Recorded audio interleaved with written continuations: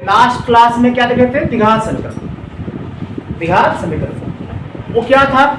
जो लोग class miss किए थे वो भी देख लेंगे क्या था। वो था कि अगर कोई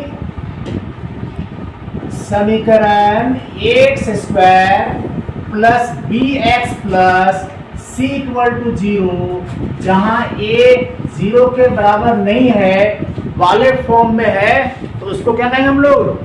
द्विघात समीकरण। अब आप बताइए ये द्विघात समीकरण जो हम लिखे हैं यहाँ पर ये मानक रूप है इसका। यहाँ पर जो ए बी सी क्या है? द्विघात समीकरण में जो ए बी और सी है वो क्या है बताइए? यस, वो है वास्तविक संख्याएं। वास्तविक संख्याएं, ठीक है ना। अभी आपको बताना है कि भाई यहाँ पर ए का जो वैल्यू है वो 0 नहीं होना चाहिए।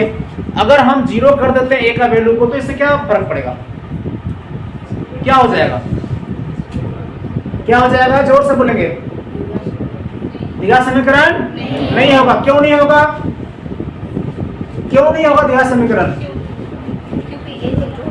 हाँ, ए 0 होने पर द्विघात समीकरण क्यों नहीं होगा? आप यहां से बोल सकते हैं। अगर ये 0 हो जाएगा तो ये खत्म, तो बचेगा कितना? bx प्लस सी, जहां पर x का पावर कितना है, इसलिए द्विघात समीकरण नहीं है। वो क्या समीकरण हो जाएगा फिर? रैखिक समीकरण। रैखिक समीकरण, ठीक है।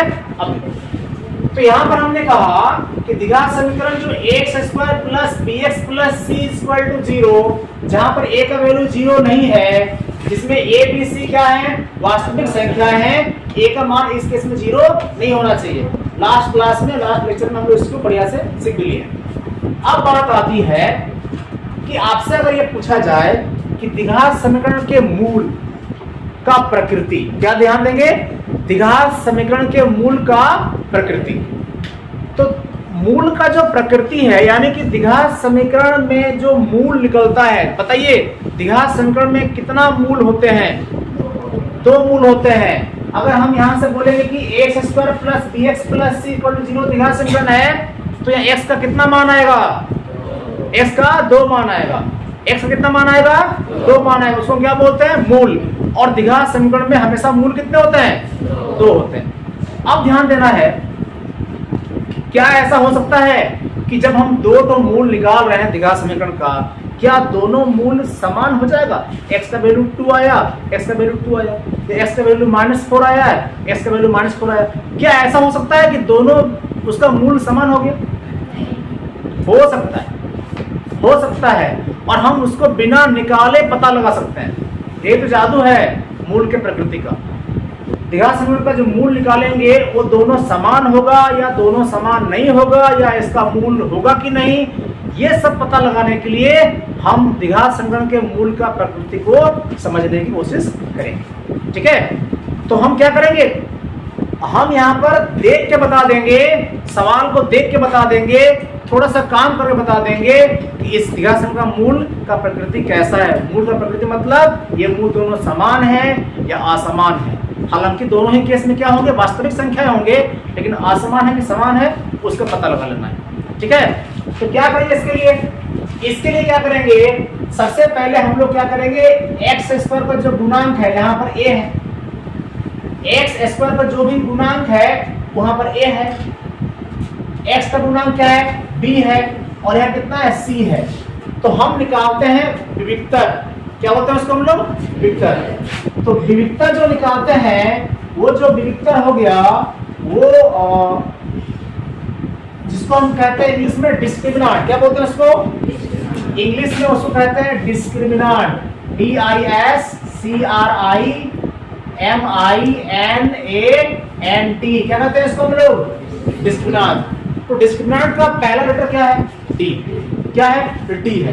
तो इसीलिए इसको हम दिखाते हैं किससे? डी से। किसको? विविक्तर को। क्या देखें यहाँ पर? सबसे पहले पता लगाना है कि जो द्विघात समीकरण है उसमें x का गुणांक कितना, मतलब x में कितना गुना किया हुआ है। तो कितना है? प्लस बी, तो b। तो उसका क्या करेंगे? स्क्वायर। फिर क्या लगा देंगे? Minus sign. क्या लगा देंगे? कंफर्म। क्या लगा देंगे? ठीक है। इसके बाद हम क्या करेंगे? अपने से लगा देंगे 4। क्या लगा देंगे? 4। इसके बाद एक्स स्क्वायर का जो गुणांक है उसको देखेंगे। कितना गुना एक्स स्क्वायर का? ए गुना है, तो यहाँ पर क्या लिखेंगे? ए। उसके बाद इधर जो आपका है उसको क्या है? सी है ना, तो उस सी को ले लेंगे, यानी क्या हो जाएगा? डी बराबर क्या हो गया? B square minus 4ac। D बराबर बी स्क्वायर माइनस 4ac, और ये हो गया डिस्क्रिमिनेंट। तो डिस्क्रिमिनेंट निकल जाएगा, डी निकल जाएगा। समीकरण का वैल्यू दिया रहेगा 2 3 5 कुछ भी एबीसी में क्या दिया रहेगा? वास्तविक संख्या, तो उससे आप डी निकाल लीजिएगा। अब देखिए, अगर मान लीजिए डी जो निकाले, ये डी जो निकाले आप, वो मान लेते हैं उसका वैल्यू जो निकला, मान लेते हैं कि डी का जो वैल्यू निकला वो क्या निकला? पॉजिटिव। क्या निकला? पॉजिटिव, मतलब प्लस में आया। वैल्यू किस में आया? प्लस में आया। तो प्लस में जो आएगा, प्लस में आने वाला जो वैल्यू है, इधर 0 है, इधर मान लेते हैं कि सपोज 1 2 है, यहाँ पर -1 है, -2 है, तो 0 के उधर जाने वाला वैल्यू क्या होता है? बड़ा। ठीक है, हमेशा दायां वाला संख्या बाएं से क्या होता है? बड़ा। 2 1 से बड़ा है, 1 0 से बड़ा है, 0 -1 से बड़ा है, -1 -2 से बड़ा है, होता है ना। तो अगर मान लीजिए आपका जो डी है वो अगर आ गया पॉजिटिव में आ गया, डी अगर प्लस में आ गया, तो कन्फर्म वो किससे बड़ा हो जाएगा? 0 से। किससे बड़ा हो जाएगा? 0 से। तो डी बड़ा हो गया, डी बड़ा हो गया, बड़ा इधर बड़ा हो गया ना, किससे? 0 से। तो इस केस में जो द्विघात समीकरण का जो दो वैल्यू आपका निकलेगा बताए थे ना, जैसे x का 2 वैल्यू निकलेगा, x का 1 निकला, x का एक और वैल्यू निकला, वो जो दो वैल्यू होगा क्या होगा? वास्तविक संख्या तो होगा मगर दोनों समान नहीं होगा। वास्तविक होंगे मगर समान नहीं होंगे, तो क्या हो जाएंगे यहाँ पर? तो मूल जो होंगे द्विघात समीकरण के क्या होंगे? मूल वास्तविक, मूल वास्तविक तथा क्या हो जाएगा? असमान। मूल वास्तविक होगा और क्या हो जाएगा? असमान। यानी मूल जो होगा, दोनों जो वैल्यू आएगा इसका, वो दोनों सेम नहीं आएगा, अलग अलग आएगा। हो सकता है दोनों प्लस में आया, हो सकता है दोनों माइनस में आया, हो सकता है पहला प्लस में आया सेकंड माइनस, या हो सकता है कि पहला आया माइनस में और सेकंड क्या आया? प्लस में। कोई भी हो जाए, कोई दिक्कत नहीं, लेकिन मूल क्या होंगे? वास्तविक होंगे और दोनों समान किसी भी स्थिति में नहीं होंगे। जब डी का वैल्यू क्या होगा? 0 से बड़ा होगा। जब इसको निकालेंगे तो वैल्यू किस में आएगा? पॉजिटिव। तब इस केस में मूल क्या होंगे? वास्तविक होंगे और क्या होंगे? असमान। ये कहलाता है मूल की प्रकृति। ये क्या है? मूल की प्रकृति। लेकिन मान लीजिए आपने इस तरह का डी निकाला, द्विघात समीकरण जो दिया हुआ उसका, और डी जो निकाले, तो इसको जब हम सरल कर रहे हैं तो क्या आ जाता है? 0। डी क्या आ जाता है? 0। 0 अगर डी आ जाता है तो उस केस में मूल वास्तविक तो होंगे ही, लेकिन उस समय क्या नहीं होंगे? असमान नहीं होंगे। क्या हो जाएंगे? समान हो जाएंगे। क्या हो जाएंगे?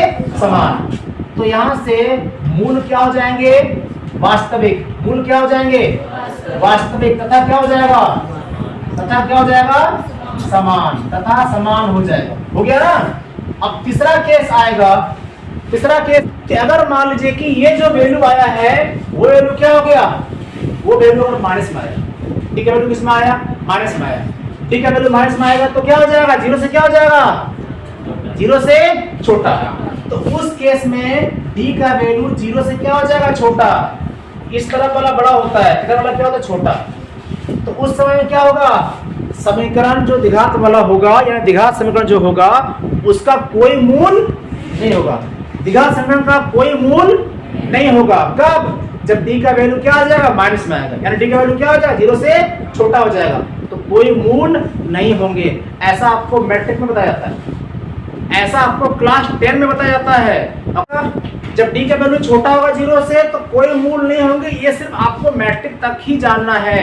लेकिन वंस जब आप इंटरमीडिएट की पढ़ाई करेंगे, 11th क्लास में एडमिशन लेंगे और आप साइंस लेते हैं, मैथ चुनते हैं, तो आपको वहाँ बताया जाएगा कि भाई डी का वैल्यू अगर छोटा होता है 0 से तभी मूल होते हैं, मगर वो मूल क्या होंगे? वास्तविक नहीं होंगे। क्या होंगे? अवास्तविक मूल होंगे। और आपको इसलिए यहाँ बताया जा रहा है कि कोई मूल नहीं होंगे। क्यों? क्योंकि आपको अवास्तविक संख्याओं के बारे में पढ़ाया नहीं जा रहा है। आपको क्या पढ़ाया गया है? ऑलरेडी पहले से वास्तविक संख्या। इसलिए बताया गया कि यहाँ पर द्विघात संख्या के मूल नहीं होंगे।